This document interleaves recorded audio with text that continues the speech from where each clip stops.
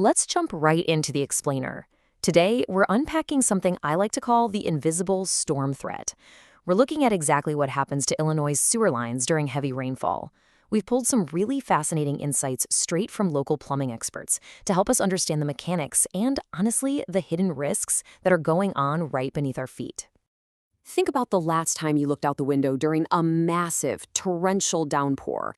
You see your gutters absolutely working overtime, the streets turning into these temporary rushing rivers, giant puddles forming in the yard. But really think about it for a second. When a massive storm hits Illinois, where exactly does all that sheer volume of water actually go? We kind of just take for granted that it vanishes, but it doesn't vanish. It actually pours into this massive, hidden world right beneath our feet. It's an underground network fighting a largely invisible battle against nature. And, as we're about to see, that's a battle that isn't always won.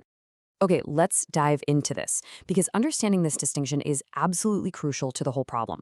We are actually dealing with two completely different types of water down there. First, you've got wastewater. This is the stuff you and I generate. It's the controlled, predictable output from our household plumbing. Think toilets, showers, washing machines, all that. Then, on the other hand, you have stormwater.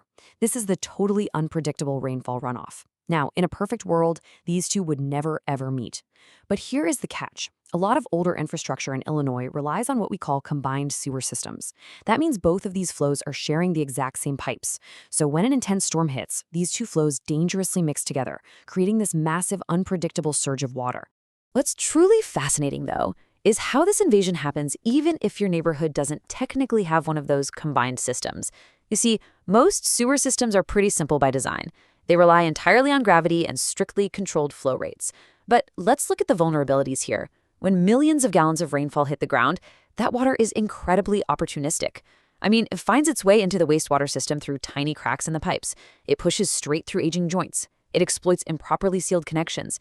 And in some areas, curbside inlets are literally designed to route right into that same network. So suddenly, you've got this immense pressure and staggering volume invading pipes that were designed only to handle gravity-fed household waste. And that brings us to a really critical technical concept called infiltration. Basically, this happens when clean stormwater forces its way into the wastewater system. So why does this matter to us? Well, because all that water has to go somewhere, right? And it ends up completely overwhelming our municipal water treatment plants and the downstream pipes. When the treatment plants simply can't process the sheer volume of this mixed water fast enough, you get overflows. This means untreated, or sometimes just partially treated, wastewater gets occasionally released right back into the environment. It's a massive, massive concern for the health of our local waterways and really for public health in general. Now, here is where it gets personal. When those downstream pipes and treatment plants hit their absolute maximum capacity, the water stops flowing away from your home. The pressure builds up, and it completely reverses course. So the threat literally moves from the street straight into your basement. The failure of the city's infrastructure is suddenly knocking on your front door, or more accurately, it's pushing right up through your floorboards. Fortunately, your house will usually try to warn you before disaster strikes. You've got to pay close attention to these early warning signs. And trust me, these aren't just minor inconveniences. They are major symptoms of critically overloaded capacity in the pipes beneath you. You might notice your drains are suddenly super sluggish, or maybe you start noticing unpleasant sewage odors lingering near your floor drains. Or worse, you might actually see water starting to back up into the lowest plumbing fixtures in your home, like a basement shower or utility sink. Your plumbing is basically acting as a real-time pressure gauge for the neighborhood's totally overwhelmed sewer line. So, the crucial point here is listen for the gurgle. I absolutely cannot stress this enough. If you hear a strange, bubbling, gurgling sound coming from your sinks or your toilets during a heavy downpour, that is the sound of trapped air being forced backward up your pipes. Why? Because a literal wall of wastewater is blocking its usual exit. That sound is your absolute last warning before the system totally fails and backs up into your home. And man, when it does back up, the stakes skyrocket immediately. As local plumbing experts warn us, sewage can contaminate surfaces, creating severe hazards for children, pets, and anyone with open cuts or compromised immune systems. We have to remember, this isn't just a puddle of innocent rainwater that you can mop up with some towels. It is an immediate biohazard. It's toxic. It requires a completely different level of respect and urgency entirely because of what's actually mixed into that water. The true danger here is what you don't easily see. The hidden hazards are incredibly severe. We're talking about untreated pathogen risks right inside your living space. And here's the truly terrifying part about this. The risk remains even after the water recedes. If your basement or your crawl space takes on this water, you can't just run a fan and let it dry out. The contaminated materials, the bacteria, the health hazards, they're all left behind on your surfaces, lingering near your floor drains or just baked right into your drywall and concrete. Okay, let's take a deep breath. Let's look at how we can actually take control of this situation.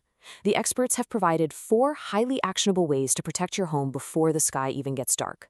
First up, know your system. Take a few minutes to call your local municipality and find out if you live on a combined sewer line. Knowledge really is power here. Second, keep those storm drains clear.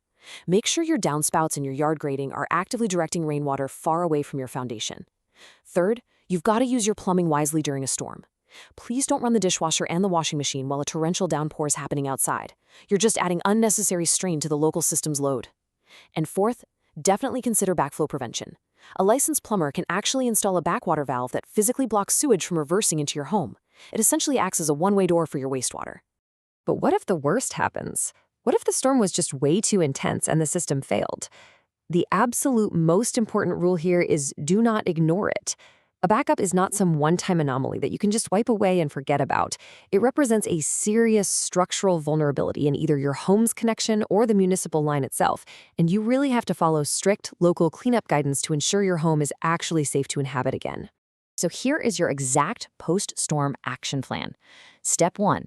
Avoid all contact without proper protective gear. I'm talking boots, gloves, masks, the whole shebang. Step 2.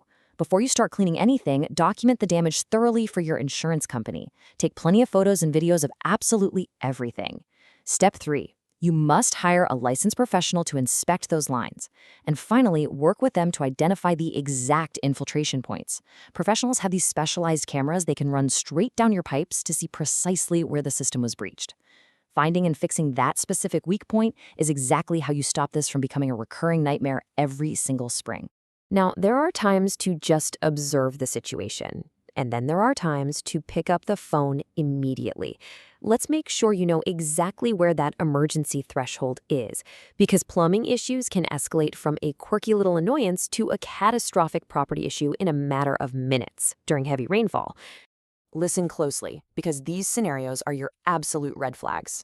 If sewage is actively backing up into your bathrooms or your basement, you are in an emergency. If your toilets or your drains become completely unusable, meaning absolutely nothing is going down, you are in an emergency. If you have standing water coupled with strong sewage odors, pick up the phone.